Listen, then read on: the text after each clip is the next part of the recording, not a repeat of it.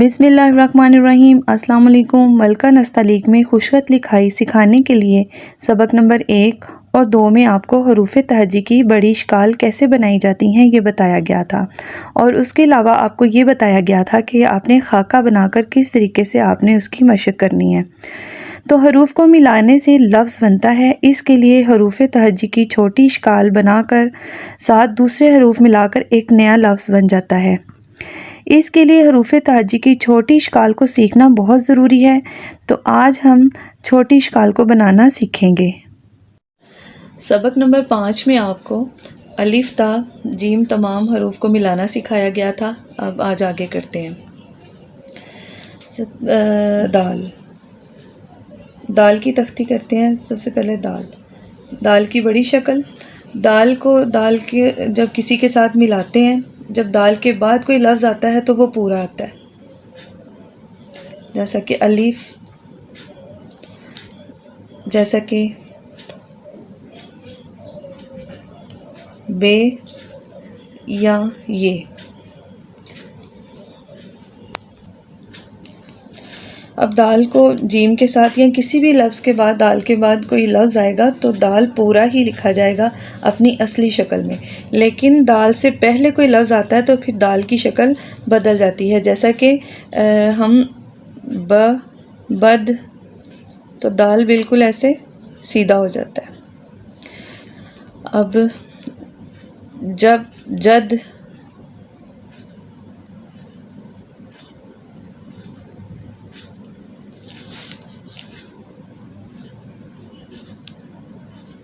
इनके दाल से पहले कोई लफ्ज़ आएगा तो फिर दाल की शक्ल जो है वो बिल्कुल ऐसे हो जाएगी, रे के जैसे। लेकिन दाल के बाद जब लफ्ज़ आएगा तो दाल अपनी असली शक्ल में रहेगा। दाल से पहले कोई लफ्ज़ आएगा तो दाल की ये शक्ल बन जाएगी। अब आगे आ जाता है रे।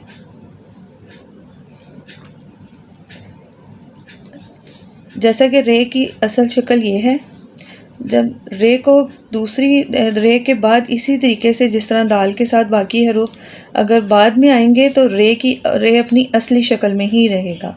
लेकिन रे से पहले कोई लफ्ज़ आएगा तो रे की शक्ल बदल जाएगी, जैसे कि रे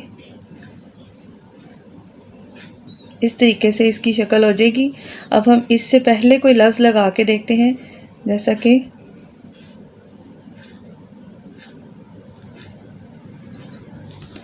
बर,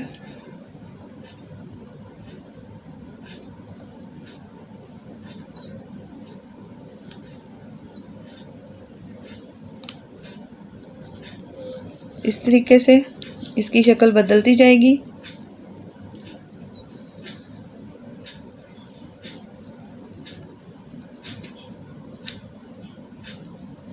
रे जे से सब इसी तरीके से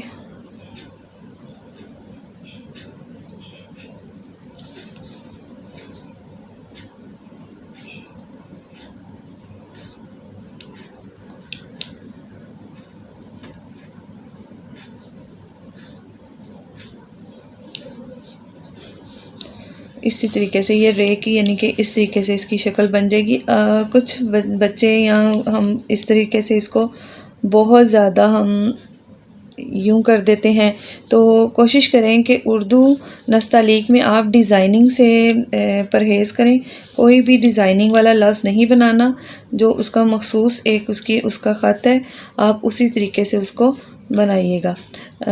इस तरह से बच्चे कर देते हैं या उसको बहुत सारी अशकाल में अपनी मर्ज़ी से उसकी शक्ल दे देते हैं या यूं करके यूं कर देते हैं। तो इस तरीके से आपने कोई भी डिज़ाइनिंग नहीं करनी है, बल्कि जो रे की पूरी शक्ल ये है, रे की छोटी शक्ल ये है, और रे दाल वगैरह इनके बाद कोई लफ्ज़ आए तो ये अपनी असली शक्ल में रहते हैं, और इनसे पहले कोई लफ्ज़ आए तो इनकी शक्ल जो है वो ये वाली बन जाती है। आगे आ जाता है सीन, जो कि सीन की तख्ती बहुत अहम है। तो सीन की तख्ती आप ज़रा हम इसको पूरा लिखते हैं सीन को।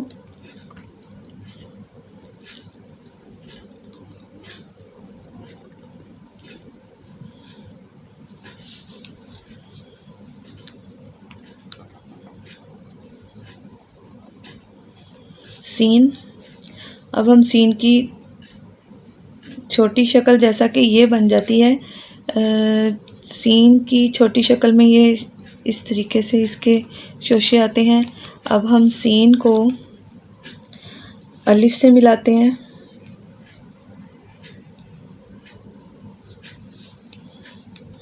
सीन को ये छोटी शक्ल और ये बे, ये सीन, ये सीन की छोटी शक्ल और ये जीम सज, इस तरीके से। अब सीन की छोटी शक्ल, दाल, सीन की छोटी शक्ल,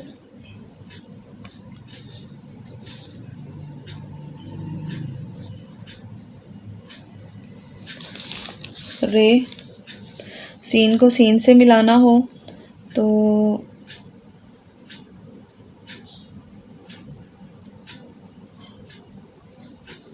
इस तरीके से, सीन की छोटी शक्ल,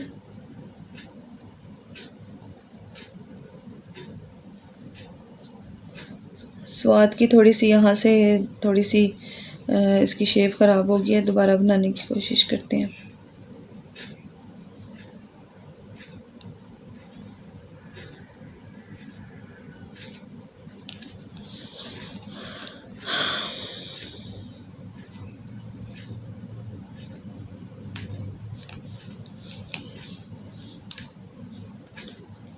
सीन को आइन से,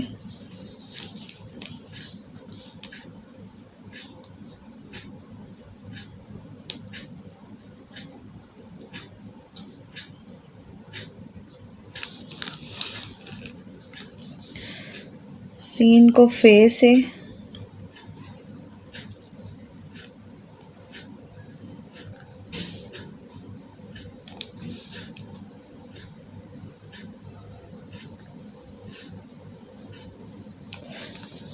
इसी तरह सीन को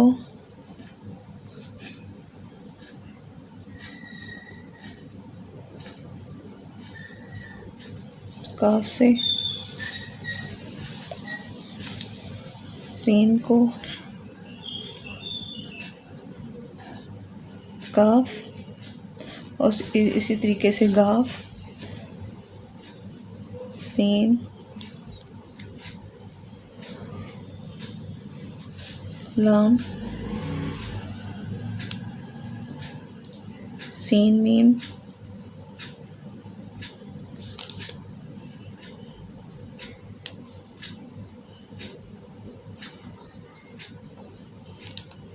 नून, सीन की छोटी शक्ल, वाओ, ये सीन की छोटी शक्ल और ये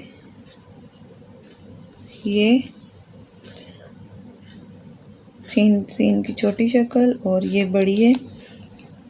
अब इसी तरीके से जब आपने देखा कि सीन की छोटी शक्ल और ये है, ये हुक वाली है, जब हम इसको आगे रे बनाते हैं शहर, तो ये इस तरीके से इसका शहर बन जाता है। तो ये हो गई सीन की तख्ती, ये बहुत अहम है, इसकी आप मशक कीजिएगा। बाकी अगले सबक में आपको बाकी हरूफ के साथ मिलाना बताया जाएगा।